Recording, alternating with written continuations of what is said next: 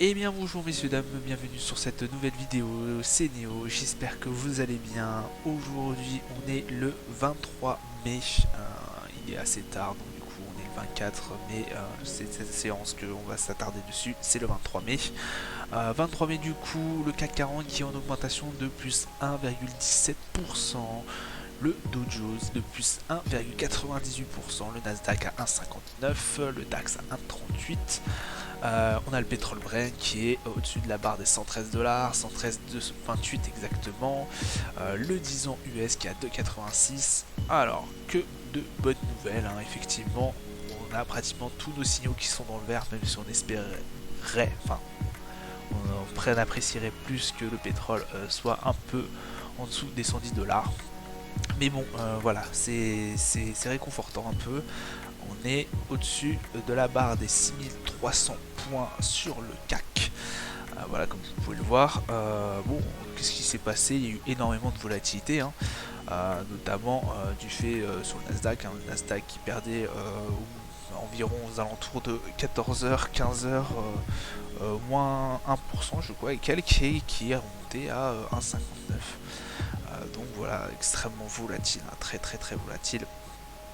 On a notamment aussi le fait qu'il y a la minute de la Fed qui va être publiée mercredi soir. N'oubliez pas, hein, que sur les marchés financiers français, notamment le CAC 40, ça sera une semaine de 4 jours. Et oui, jeudi c'est férié, donc je crois que les marchés sont fermés. Donc voilà, la minute de la Fed qui va du coup être publiée mercredi soir.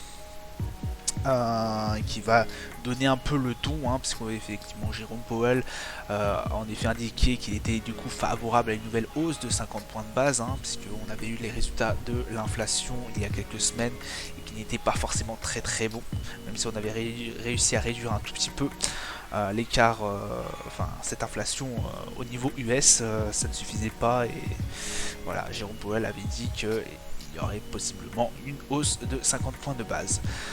Donc ça va être extrêmement intéressant de regarder ça mercredi soir. On a aussi du coup certaines valeurs, certaines entreprises qui vont sortir, voilà, qui vont sortir leurs chiffres. C'est notamment le cas, alors j'ai vu que c'était Abercrombie Fitch, il y avait Gap, si je dis pas de bêtises, je sais plus où je les ai trouvés.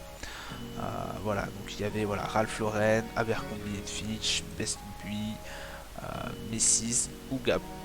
Donc voilà, qui seront de la partie et qui pourront éventuellement faire basculer un peu les cours du marché. Sur les résultats économiques, aujourd'hui on a eu les climats des affaires, le IFO, qui est sorti en Allemagne, qui était plutôt bon. C'était la grosse nouvelle qui est sortie à 10h, sinon le reste de la matinée a été assez calme. Pour demain du coup, et pour aujourd'hui, hein, puisque effectivement je le fais très tard cette vidéo, on va avoir du coup le PMI manufacturier mondial au niveau de l'Allemagne qui sortira à 9h30. Au niveau des GBP, on aura le S&P Global et le Flash PMI manufacturé, du coup global aussi. À 16h, au niveau des US, la nouvelle vente de maison. Voilà, ça va être assez intéressant de regarder ça aussi. Hop, je vais quand même vous annoncer la couleur sur mercredi, mais je crois que c'est à 20h la minute de la Fed.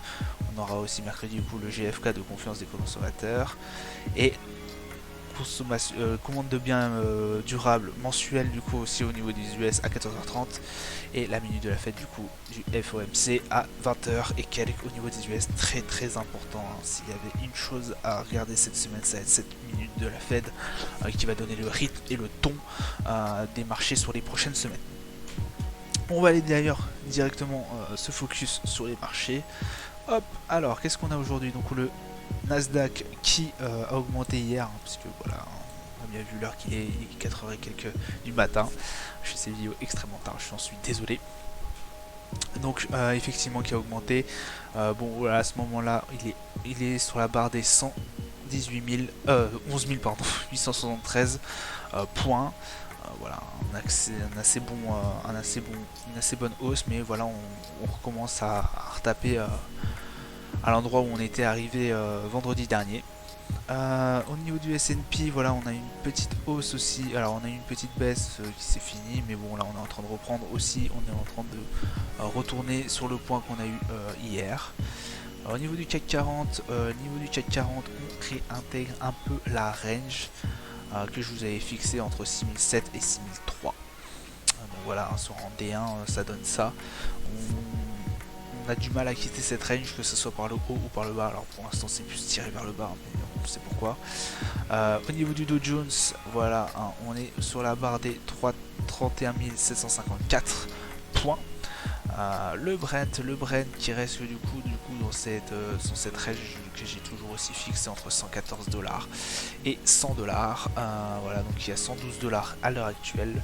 Le gold qui ne fait pas grand chose non plus, voilà, qui reste dans ces ranges entre 1951 et 1720, un grosse range aussi que j'ai fixé, mais bon voilà, depuis un certain bout de temps il est casé là-dessus et il n'arrête pas de osciller entre ces deux valeurs.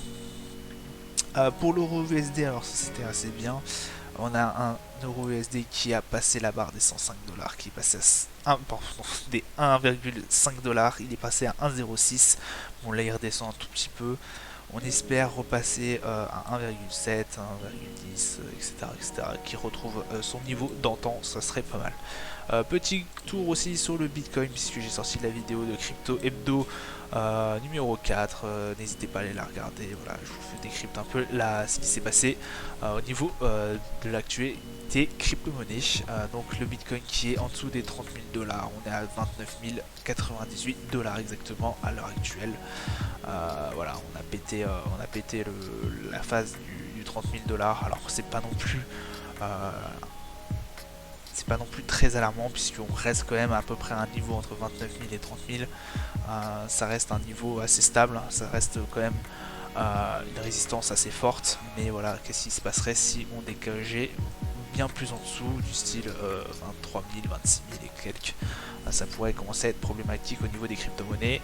Et comme j'en parle d'ailleurs dans les crypto hebdo, on sait que ce marché est assez volatile et assez aussi compliqué, on va dire. On a bien vu ce que ça a donné avec le Terra Luna et notamment l'USDT. Je vous laisse regarder si vous voulez plus ample